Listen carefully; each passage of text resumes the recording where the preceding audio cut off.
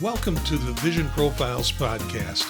Join us dedicated Apple Vision Pro users as we dive into everything from hardware and software to apps and the latest updates in the world of Apple Vision Pro. I'm Marty, a faculty member at a Midwestern university and a podcaster and also an Apple product fan. And I'm Eric Bolden.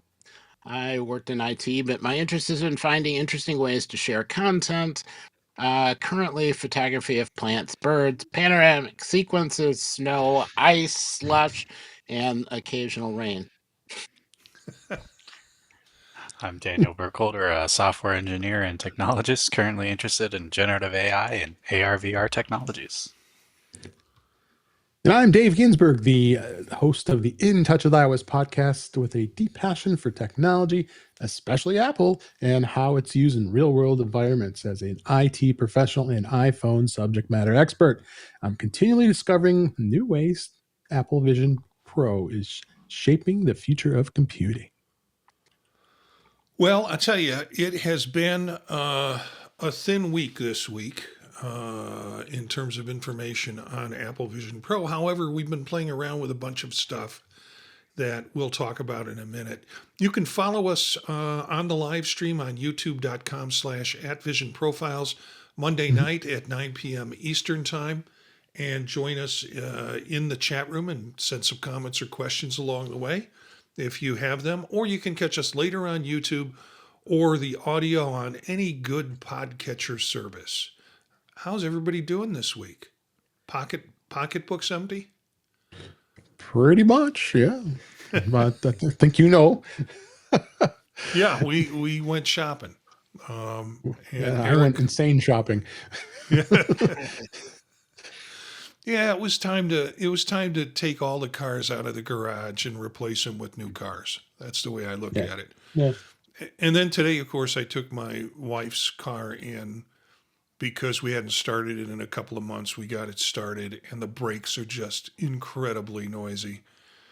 And I got a phone call from the guy, and he listed off a bunch of other things that needed to be done. And so it's a $2,800 brake job with all the other stuff that needs to happen. So luckily, I paid off all my Apple stuff first.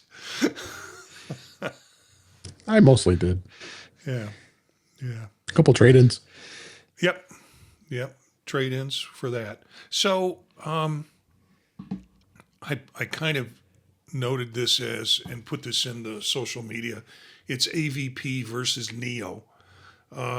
With the exception of Daniel, and I think Daniel didn't have any reason to need to get one or want to get one, but And he's are crazy. yeah, he's not nuts. We got Neos. We got MacBook Neos this week. And Eric was particular. I'm going to start with Eric because Eric was particularly interested in this because of his, what his work situation was in terms of how he was able to use the AVP at work up until this point where now the Neo has some changes for him. So why don't you talk about how that worked for you? First, talk about what you had, what you were using. It's somewhat complicated, but let me simplify it because I had two different setups. One setup, I was using an M1, 14-inch M1 Pro Max, I think, and laptop to just do basic work or whatever. And then I was using the Vision Pro as a display for that laptop to give myself like two displays. So, you go from building to building or traveling or whatever, you could still have your displays, whether you're sitting in the car, whether you're sitting in a coffee shop, whatever.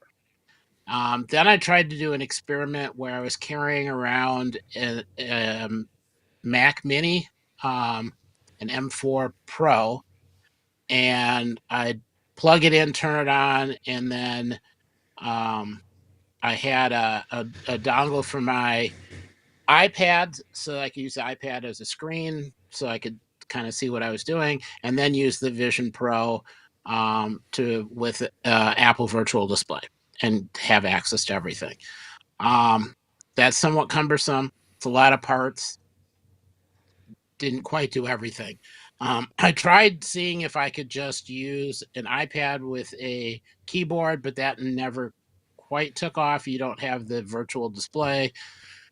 So then the Neo came out, and that works really well. It gives you a display. It gives you a keyboard. It gives you Mac OS, so you get the Mac Virtual Display. You can use it in regular, wide, or ultra wide, so there's plenty of space. And that kind of gave me the best of all of the worlds. It's light, it's small, it's not really expensive. It wouldn't surprise me if Apple sells far fewer keyboards with iPads, because the Neo that just works better. Yeah, it's been great. Yep. Fire it up, and it works as a keyboard for the Neo for the Mac stuff. It works for a keyboard whenever you have to do input on the Apple Vision Pro as well. Stupid me, I did that and forgot that I had a keyboard in front of me. It was like I'm tapping away, trying to do. Thank you for reminding me. I'm going to just talk about one tweak, and then I want to hear, David's experience with it.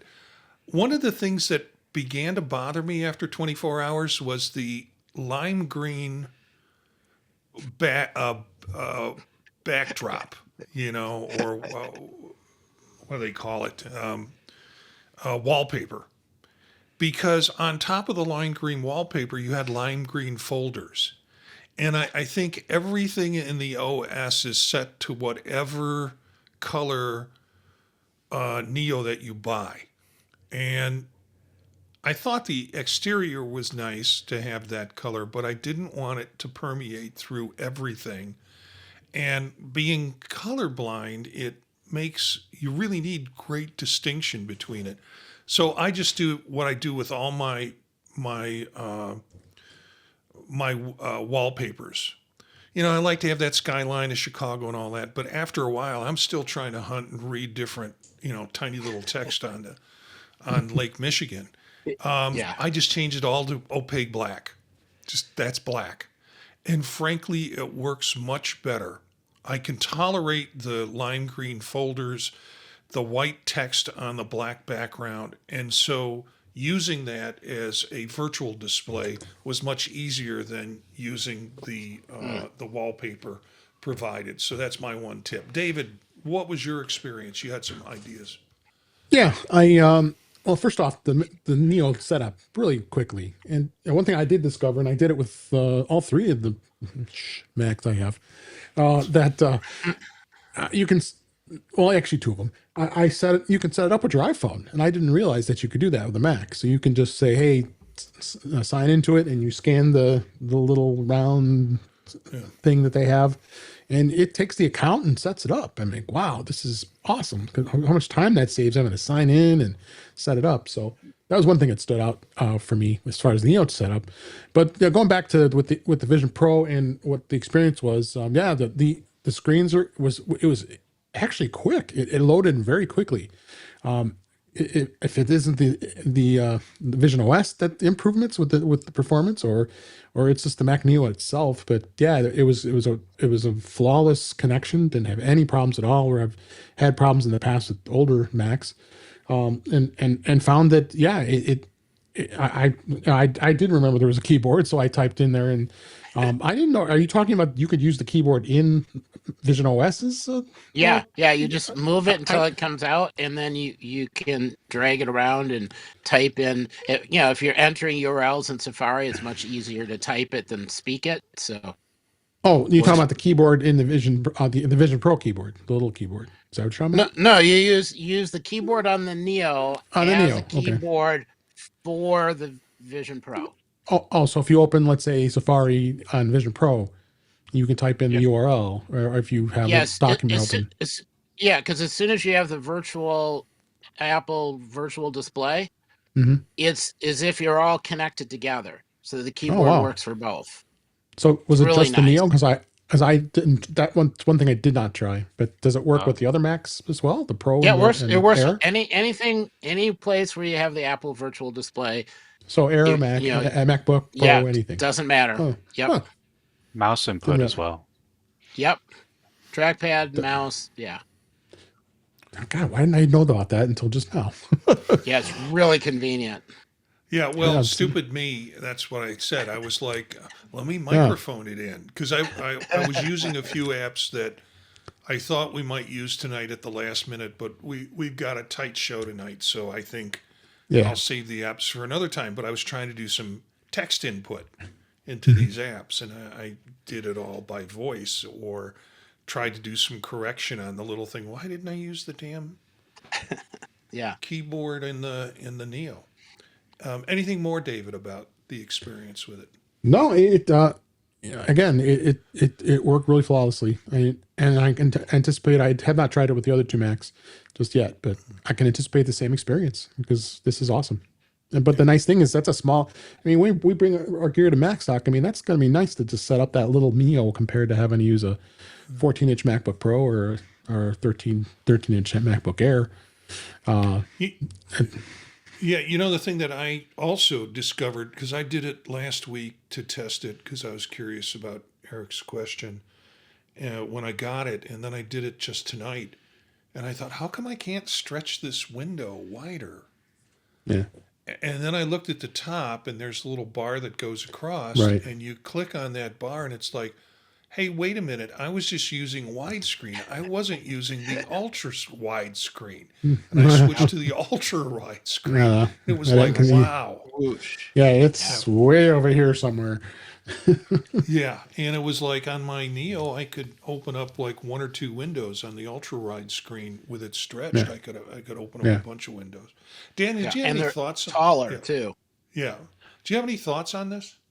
Not particularly, but that was a really good segue into a question I have for you guys, which was so I have my personal is an M1 MacBook Air, and then my work machine is like a M3 Pro Max Ultra Mm. HD plus the beefiest one. And Mac Virtual Display compared to the M1, comparing the M1 Air to my M3 Pro Max, the M1 Air at it has a lower frame rate, and especially at the higher resolutions like ultra and ultra wide. So considering the specs of the Neo, in many ways are pretty close to the M1 Air. Right. How is the Mac Virtual Display performance? Is it at least above 50 frames, 50 hertz ish? And if so, interesting that is, but not the MacBook, not the M1 Air. Well, it kind of beat the M1 Air from what the benchmarking Oh, was For single core, yeah. for single core. Yeah. okay. Yeah, I mean that's about my only kind of interesting thing to ponder because I feel like if the Neo can do that well, then makes me Yeah. wonder why I can't my M1 Air. I mean, and it can do it, but comparing the performance from like the M3 Pro Max, I can tell the frame rate difference. I mean, it definitely chugs a little more. It's under 60 frames, which is like the minimum for any display. Mhm. So It's just phenomenal the performance of an A18 Pro processor. This is a processor that was in the iPhone Pro and Pro Max. I mean, it's just astonishing how it can download things. Like, and Marty, you talked about it last week about you rendered a 4K video, was it 2 point some gigs of video, and you were able to convert it down and then render it down to 1080p, no problem. It took what, In 2 a minute minutes? and 25 seconds. Yeah, So on this Neo. So it's just this, yeah. phenomenal.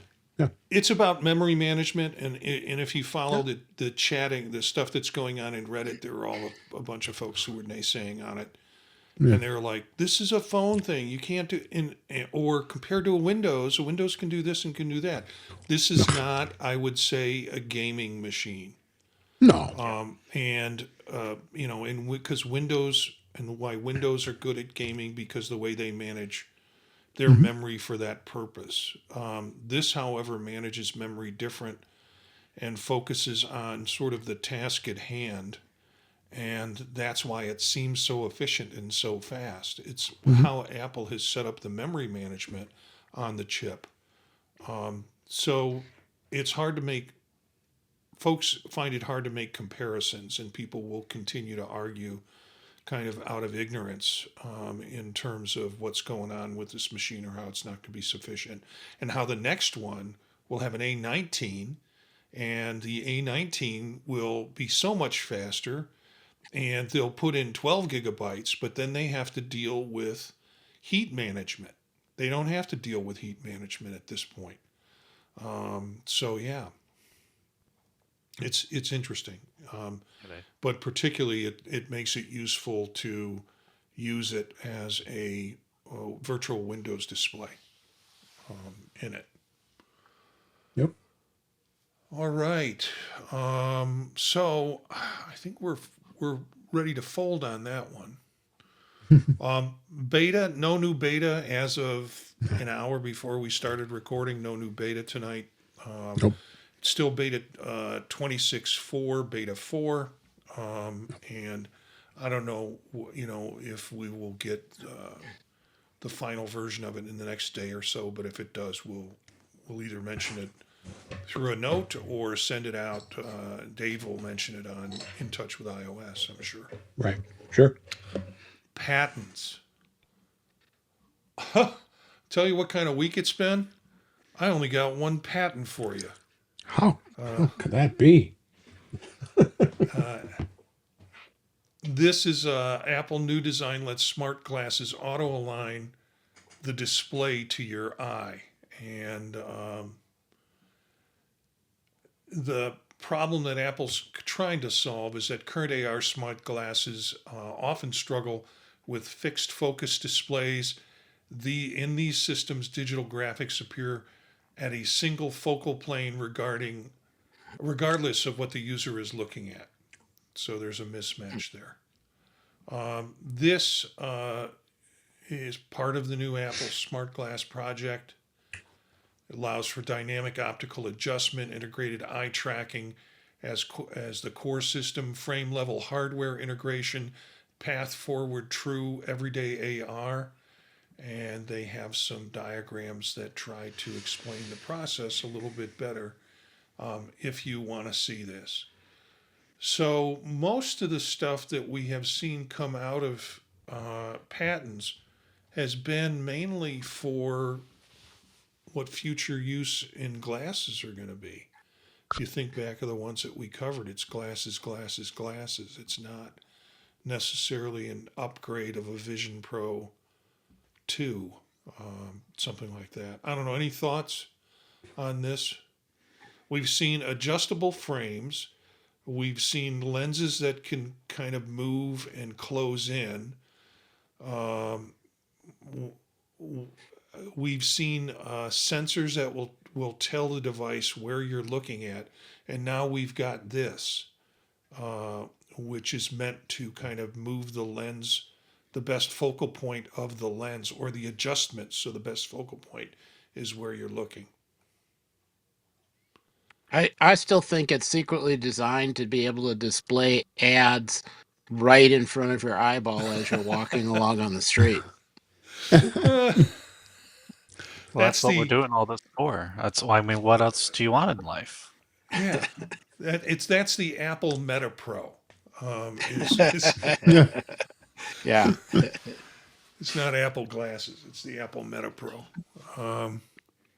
So yeah, it's interesting bit of hardware there. And then I'm just going to open this up because I hope some of you know more about this flight simulation thing. The best I can describe it is Nvidia has opened up for the platform for Vision Pro a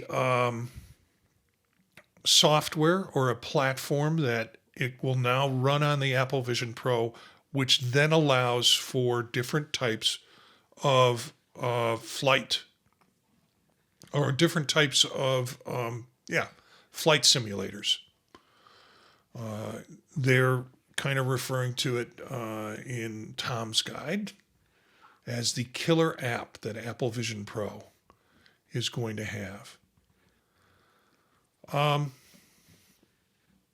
I have probably 8 articles in here just on that same subject because, frankly, that's all that came up last week when I did a search of what were reasonable sites for information. So everybody at this point is talking about, and the Nvidia addition to what's going to happen with Apple. I'm sure it doesn't hurt Nvidia's stock. No.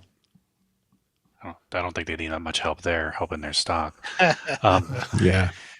But all this new additional tech from in partnership with Nvidia is really cool for the gaming future here of the Vision Pro. And I mean, it's not unique to them. The Steam frame is also doing a lot of streaming and foveated rendering on the GPU side of things, not just on the display. And that's really a lot of the empowering technology here. And I imagine with the CloudXR, right? Like a lot of the game would just be streamed, like Google Stadia kind of scenario, or running it off your machine. And that's how I play all my games for the most part. And when I do in the Vision Pro, it's just streaming it off of my gaming PC. But obviously, for those who don't have it, cloud would be good as well. Which, I say that with like 14 asterisks next to it, since you're talking about game streaming over the internet, and all those same nerds are going to be like, oh, the latency and the time, and yes, those are all valid, all valid concerns with game streaming over the internet. But, it's coming. I think some of the cool things about I think it was the X-Plane 12 flight sim is it sounds like, I can't remember when they added this to Vision Pro, but they added support for devs to, I guess for lack of a better word, like scan their like peripherals, and they would be like picked up and tracked, just like your Mac keyboard is picked up and tracked, so it can pass through any environments. And so they talk about like, the steering wheels and controls and the yokes and all that. One is when they would be essentially pre-trained in the app to detect those products. So it would have to be done ahead of time. It can't like dynamically do it. But I mean, that's going to be pretty cool to help with the immersion. Because then it is, if you're talking about the plane sim, but also for one of the other games was iRacing, which is very popular for sim racers, and being able to have your steering wheel and shift or whatever, having that also get tracked in would be, I think, pretty cool as well. My only thing on some of the flight sims though is like they're like, oh, like talking about like flipping all the switches in the cockpit or whatever, and I think it's going to take you out of it pretty quick when you're like, oh yeah, I got the yoke and the wheel and everything and my little pedals, and then I go have to like flip my finger in the air to like do something. Little immersion breaking, but all that's really cool. I hope to see more of the honestly, like I kind of look at these as like proof of concept of Apple applying the foveated rendering and streaming to Apple, to the Vision Pro. I'd want to see that come on the, like, for just generic PC VR game streaming. Like, I think ALVR, which is one of the open source softwares to do PC VR game streaming, I think they already have a beta that supports it. I'd have to double check that. But it's going to be more common, especially as the Steam frame comes out as well. So any gains that people going to adapt to that, I think should help. Bring those over to the Vision Pro too. Yeah, well, we have plenty of articles in here, and the articles will be in the show notes. Eric or Dave, you got any on this? Anything on this? I tried a flight simulator a couple of weeks ago. There was like one, and I immediately kind of lifted off the ground and then crashed back down. And I got dizzy just going 20 feet off the ground. Vertigo kicked in. So these are not the kind of games. However, they're saying there were some articles that were written pretty snarky about it. They would say things like, "Well, first you have to pay $3,500 to get the Vision Pro. Then you have to pay another $99 in order to get the software. Whereas I can get a Meta, and they say it doesn't necessarily run as well, but it runs for $299, and then the $59 it was for this. We're getting into that again. But yeah, just to flash through some of these for folks that are watching. An article from Apple Magazine about X-Plane Vision Pro flight simulator streams. iLounge Flight Sim X-Plane 12 coming to Vision Pro. visionOS 26.4 brings Microsoft Flight Simulator to Apple Vision Pro, and here's why it matters. I think this was the article that was kind of snarky about it and reminding us of the price. And then Apple Vision Pro is getting the world's most advanced flight simulator. This comes off of Mac Rumors. And 9 to 5 Mac had an article on it that first footage shows X-Plane 12 on Vision Pro, including an ARKit trick in action. And then X-Plane 12 has its own article. X-Plane is coming to Apple Vision Pro with Nvidia CloudXR. So, not to take us away from flying, there was another article that came out late last week. Apple Vision Pro user learns the hard way that flight attendants have the final say. And this was an article that came out of Apple Insider, and it was on Delta. And it basically said that flight attendant told someone they had to take off their headset, their Vision Pro headset. That's about as much data as we have on the actual experience. But the article goes into a lot of discussion about what's allowed and not allowed, and why it's allowed and why it's not allowed with it. And I'm going to open this one up because I know Dave and Eric and possibly Daniel has some comment on this particular article. I did find the Reddit thread, and Okay. I would say the article was exaggerated. The poster was pretty chill about it. Ultimately saying, I spoke to her, she said it was a new rule because of the camera, and wonder if she meant something else like the Meta glasses. But otherwise, it was kind of a dramatization. Oh. Just kind of like, she told me to put it away, but it's not banned. Okay. That's kind of all it was.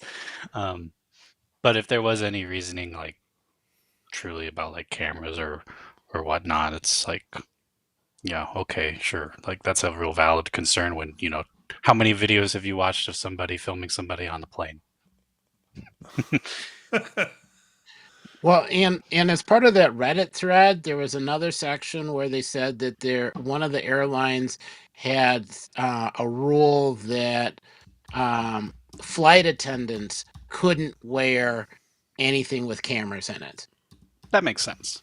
And it's possible that rule was what they were confusing and saying, well, nobody can do it, not just the flight attendants. I mean, either way, for that flight, you just follow the rules of the person standing there, and you're fine. And most likely, it'll get resolved. I don't think there's a really big issue. There might still be issues on takeoff and landing, and wanting people to be more easily able to get up and move around and not have to deal with something on their head and a battery. But yeah, there isn't anything written, at least not yet. Dave, any thoughts? I found this to be fascinating to the fact that, okay, why would you be banning this? There's no rule on the books as far as the FAA goes that this is even something they can implement. I mean, I understand like during takeoff and landings that we've talked about, because there's plenty of people who don't pay attention to the showing the seatbelts and doing the safety demonstration, because I've had my AirPods in listening to something or watching my iPad a movie or something that started a TV show, and they're not going to say anything when I do that. But if it's because it's physically on my face, okay, they have a problem with that. Depending on what you're doing, you can see. I mean, it's just if you're watching an immersive video, yeah, you aren't going to see anything other than the video. But yeah, there really hasn't been anything else. This is the only article I've seen this has been discussed. Yeah. Unless there's something else that I've missed that hasn't been lately. So this was the only one in the Apple Insider. In fact, it's our friend Andrew Orr who wrote this article that was a friend of the show. I am.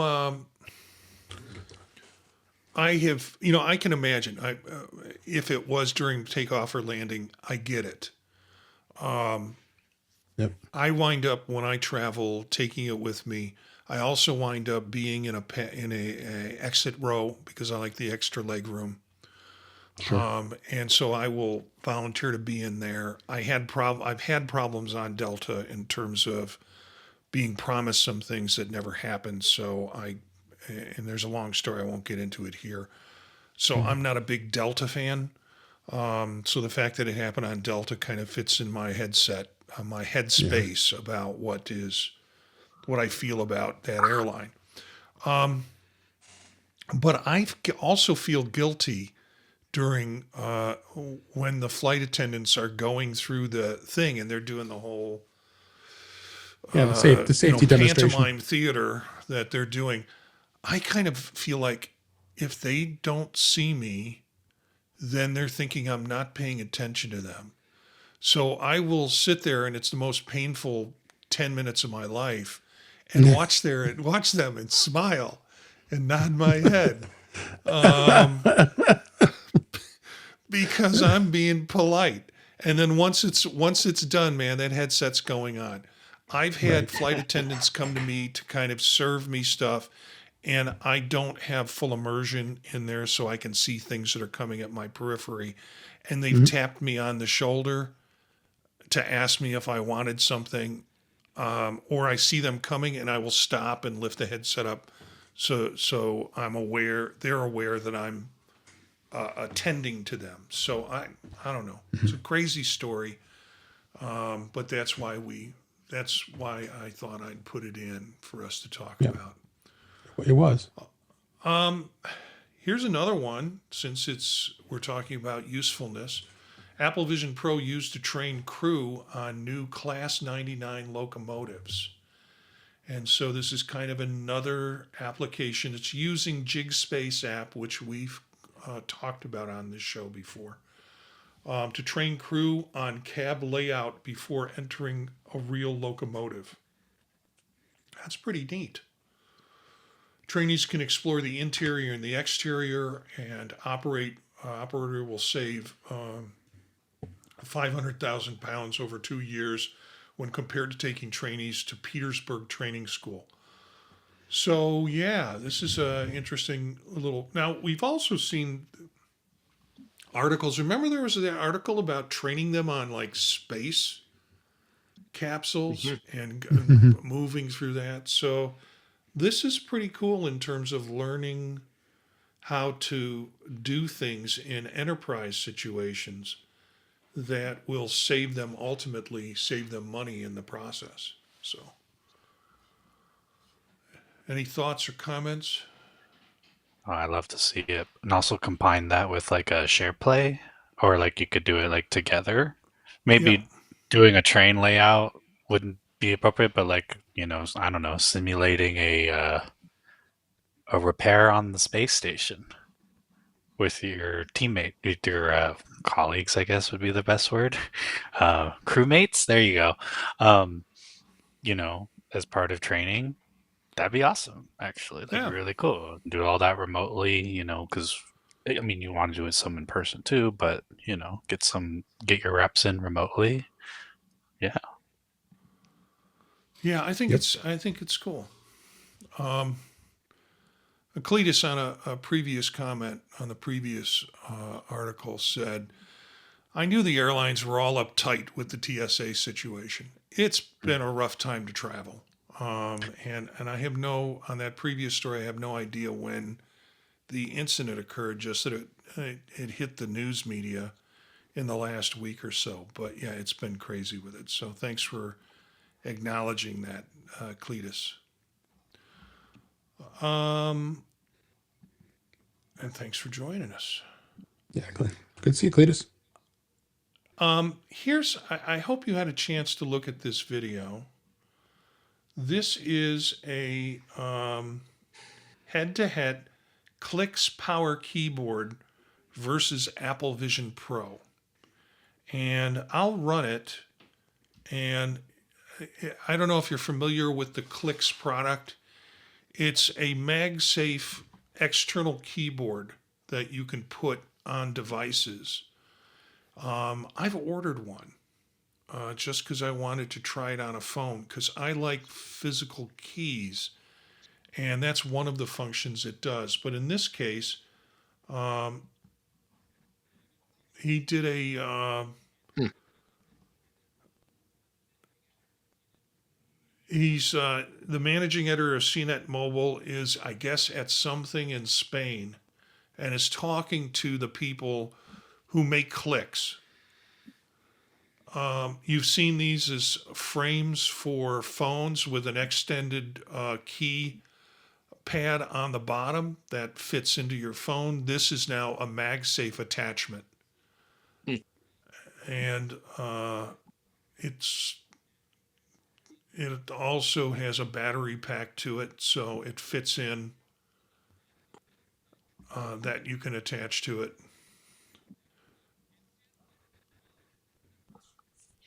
Yeah, this is really fun. When I saw this, I think they showed off this new one at CES this year, and then yeah, of course, here at Mobile World Congress. Um, that was my first thought was, oh, I would carry that around and use it as like I'd have it paired to when using the phone, but then also I could just pop that out and it would be not as much to carry when I'm also using the Vision Pro. And I say it all the time that text input is the worst thing on the Vision Pro, period. Like something needs to be done to really like make it more viable to use without another keyboard, or Yeah, something, right? And like even I have I tried like a little Bluetooth one, which was literally like an old BlackBerry, old stock in a 3D printed chassis, Hmm. and it works. Um, I can't imagine how I used to type on a little itty bitty baby BlackBerry keyboard like that. Even I know I had this exact BlackBerry too.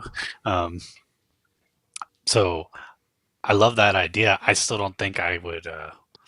I don't know. I think thumb typing on a physical keyboard is just gone for me. I'm still willing to give it a shot, but like, I don't know. I don't know. I'd love to try one of the clicks. So I'll wait for your review. Um, but the idea of using the clicks for the Vision Pro, I mean, it's like, oh yeah, like I hope that works out really well because yeah, believe me, I probably Google like, you know, hand mounted keyboards like once a week and looking for newest images of some crazy dude on Reddit making something, which there are some crazy stuff that are really cool. Um, but yeah, this is about the closest can probably get to something decent and portable right now. But Yeah, this is.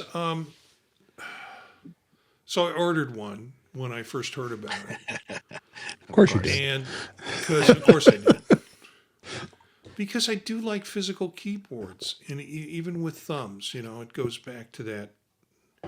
It's a throwback thing. They're also making a phone, Dave. Here you go, called the Clicks Communicator, which looks like a BlackBerry. Yeah, I know. Dave's got a new phone. But you need this phone, Dave, the one that I'm telling you about. It's only $400, and Only. it is a minimalist phone, is a way of saying it. That it basically handles social media, and it'll handle like Slack and things like that. But it looks exactly like a old BlackBerry. But running on Android. It's running on Android, and it's an actual phone, so you can have a fourth phone line. Like everybody needs okay. a fourth phone line. Two's enough. What? 3 ones. Three. And Cletus is saying he agrees with you, Daniel, that it looks like a very small keyboard. the Clicks one might be bigger because what I'm holding, it's but this is pretty sure it was on. Well, the model BlackBerry I had was a BlackBerry Tour 9600, so it's still compared to modern phone sizes small, relatively speaking. So since modern phone bigger, keyboard bigger too. So maybe. Well, if maybe you this look is- at the, it won't be. I tiny looking in at hand. your keyboard, they are kind of all attached with no That too. separation between the Yeah. keys. The keyboard on the Clicks are kind of separate keys, so they're like a tiny little chiclet keyboard.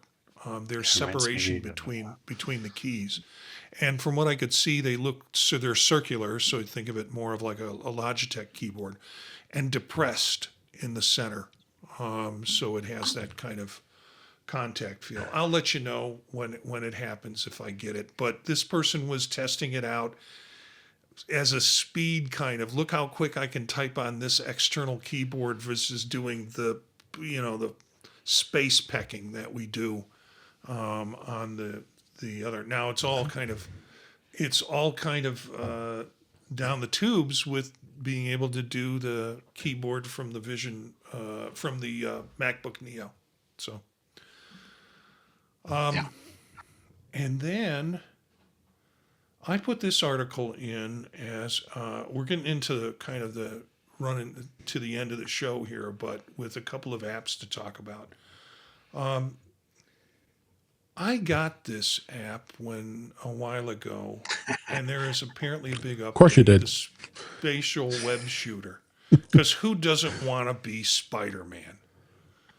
And apparently they did an update that allows you to kind of swing like Spider-Man if you want to. And then different kind of skills. And so they put some fun things into this. I just remember being terrible at shooting webs when I first tried this app. I'll have to load it up again and give it a shot. Extremely missed opportunity though to not do like the streets of New York.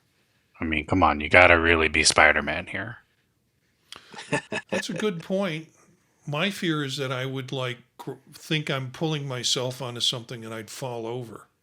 I would expect haptic feedback from my webs to hold me up.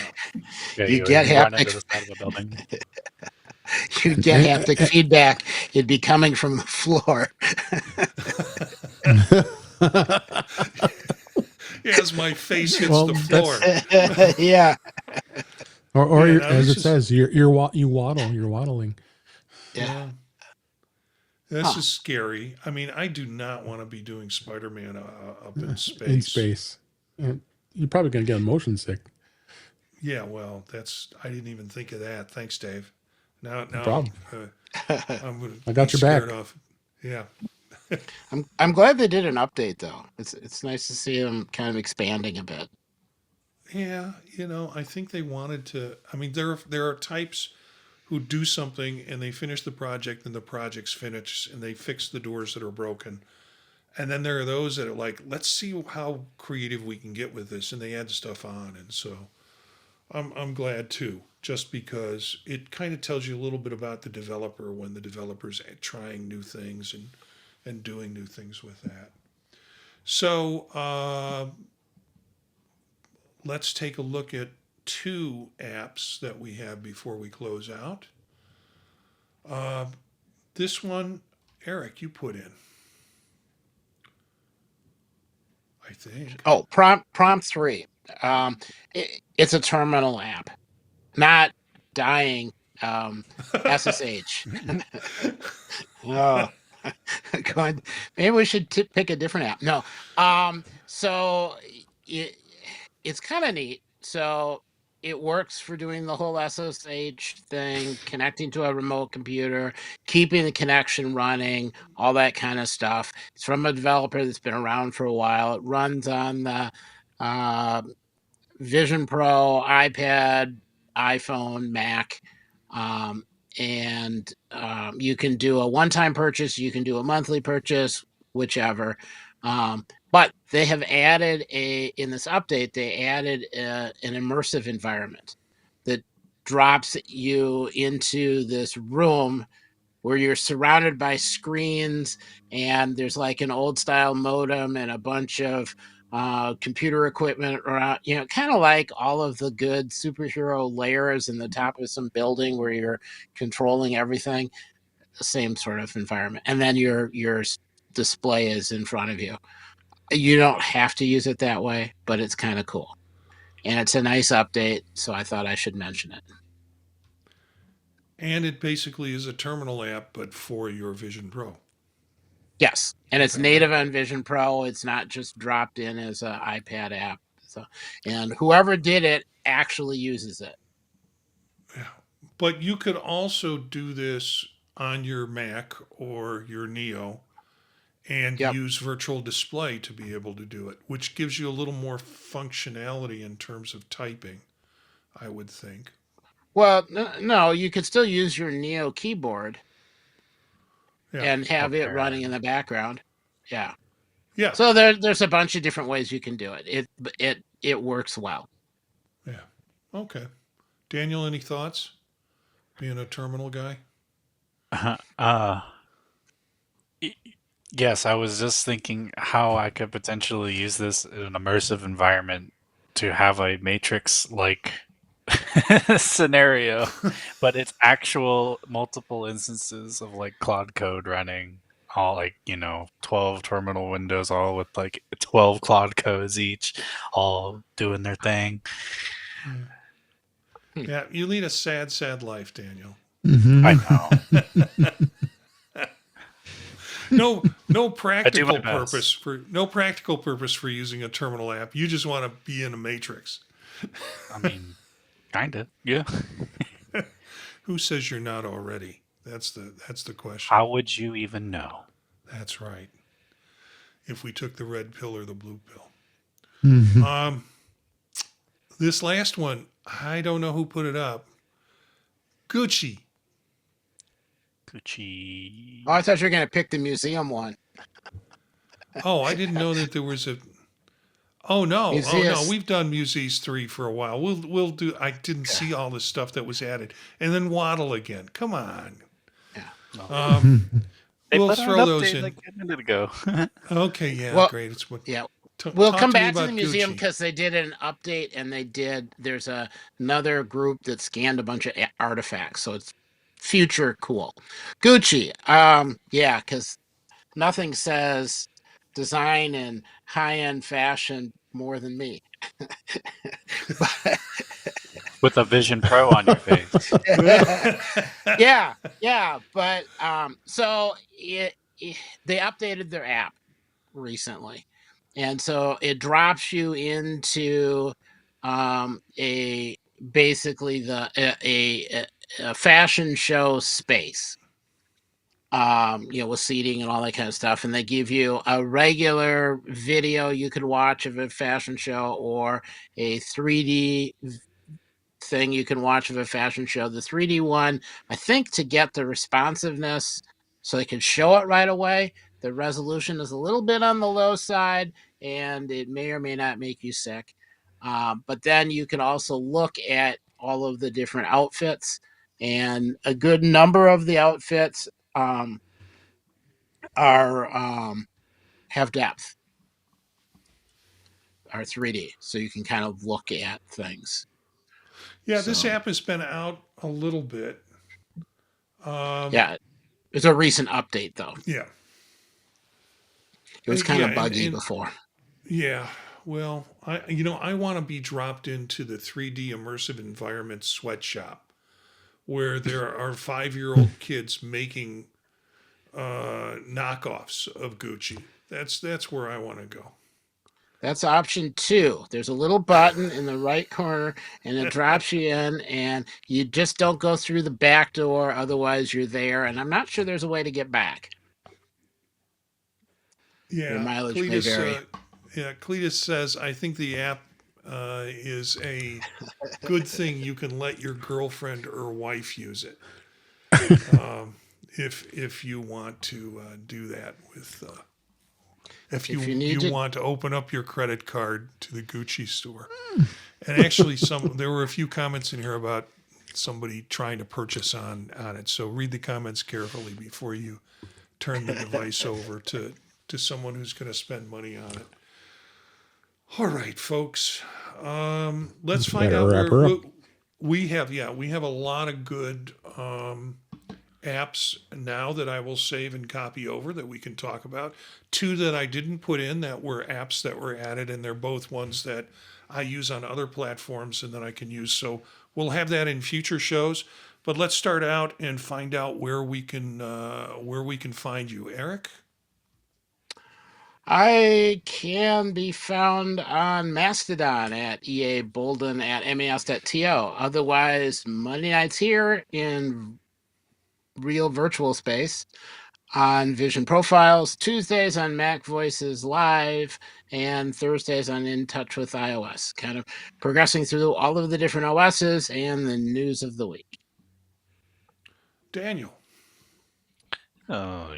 Here, you can find me every other week or so, and otherwise, my only social is Blue Sky at IO Expander. And David. Yes, you could find me at In Touch with iOS, intouchwithios.com. YouTube channel is youtube.com/intouchwithios. Here on Vision Profiles, Monday night, Tuesday nights on Mac Voices Live. Record the show on Thursday nights, 8 p.m. Eastern, 5 p.m. Pacific for In Touch with iOS. Fridays, I'm on the Mac show on the British Tech Network in the mornings on Friday. And Dave G65 on both Blue Sky and Mastodon. You guys are the greatest. Really the greatest to do this every week and to have fun with it as you do. You can find me at Gensius, the at symbol JENCIUS on Mastodon and also on Blue Sky. Monday nights here, Vision Profiles. Tuesdays with Mac Voices at 8 p.m. Eastern Time. I live streaming with that group. Dave and Eric are a part of that. Thursday nights on Dave's show, In Touch with iOS. Friday mornings with the British Tech Network and the Mac show. And then there's a bunch of other podcasts I'm involved in.